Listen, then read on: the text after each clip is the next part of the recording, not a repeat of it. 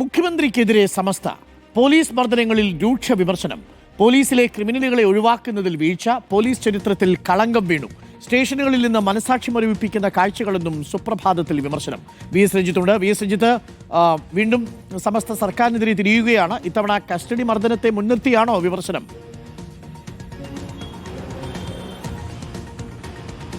തീർച്ചയായിട്ടും സർക്കാരിനെതിരെ രൂക്ഷ വിമർശനം പല വിഷയങ്ങളിലും സമസ്ത തുടരുന്നു. കേരളത്തിലെ രാഷ്ട്രീയ മാറ്റത്തിന്റെ ദിശാസൂചന കൂടിയാണ് ഈ മുഖപ്രസംഗം എന്നുള്ളതാണ്. കാരണം സ്റ്റേഷനുകളെക്കുറിച്ചും സ്റ്റേഷനുകളിൽ നിന്ന് പുറത്തു വരുന്ന ദൃശ്യങ്ങളെക്കുറിച്ചും ഒക്കെ കുറ്റപ്പെടുത്തുമ്പോൾ മുഖ്യമന്ത്രിക്കും ആഭ്യന്തര വകുപ്പ് മന്ത്രിക്കും ആഭ്യന്തര വകുപ്പിനും നേരിട്ടുള്ള വിമർശനമാണ് ഉണ്ടാവുന്നത്.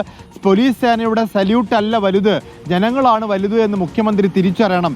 ജനങ്ങൾ ഭീതിയിലാഴുമ്പോൾ സർക്കാരിൻ്റെ മൗനം അതീവ കുറ്റകരമാണ് തുടങ്ങിയ വളരെ വിമർശനപരമായ അല്ലെങ്കിൽ ആഴത്തിലുള്ള വിമർശനം തന്നെയാണ് സുപ്രഭാതം മുഖപ്രസംഗത്തിൽ ഉള്ളത്.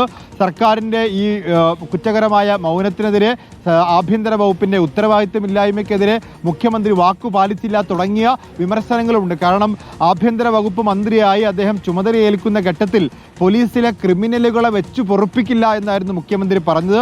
എന്നാൽ ക്രിമിനലുകളെ വെച്ച് പൊറുപ്പിക്കില്ല എന്ന വാക്ക് പാലിച്ചില്ല എന്ന് മാത്രമല്ല, പോലീസിൽ കൂടുതൽ ക്രിമിനലുകൾ ഉണ്ടാവുകയും ചെയ്തു എന്ന് സമസ്ത മുഖപത്രമായ സുപ്രഭാതം മുഖപ്രസംഗം എഴുതിയിരിക്കുകയാണ്. ഓക്കെ, വി എസ് രഞ്ജിത്താണ് വിവരങ്ങൾ നൽകിയത്. സർക്കാരിനെതിരെ സമസ്ത രംഗത്തെത്തിയിരിക്കുന്നു. ഇത്തവണ കസ്റ്റഡി മർദ്ദനത്തെ മുൻനിർത്തിയാണ് സുപ്രഭാതത്തിൽ വിമർശനം.